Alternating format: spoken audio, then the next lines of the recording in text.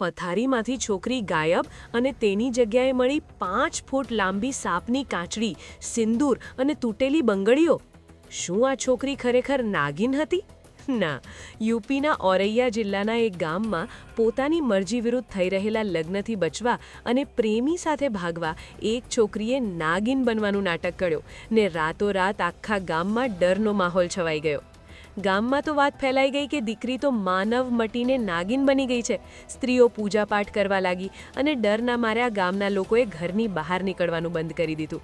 પણ કોઈને ખબર નહોતી કે આ કોઈ ચમત્કાર નહીં, એક ખતરનાક પ્લાન હતો. યુવતીના લગ્ન નક્કી થઈ ગયા હતા, પણ તેને તો તેના પ્રેમી સાથે જ સંસાર વસાવવો હતો. લગ્નમાંથી બચવા અને પ્રેમી સાથે ભાગી જવા તેણે આ આખું નાગિન ષડયંત્ર રચ્યું.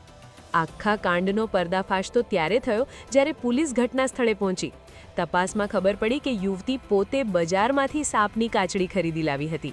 પથારીમાં એવું દૃશ્ય ઊભું કર્યું કે લોકો તેને શોધવાને બદલે અંધશ્રદ્ધામાં ખોવાઈ જાય અને તે ચૂપચાપ પ્રેમી સાથે ફરાર થઈ જાય. હાલ પોલીસ આ નાગિન અને તેના પ્રેમીને શોધી રહી છે.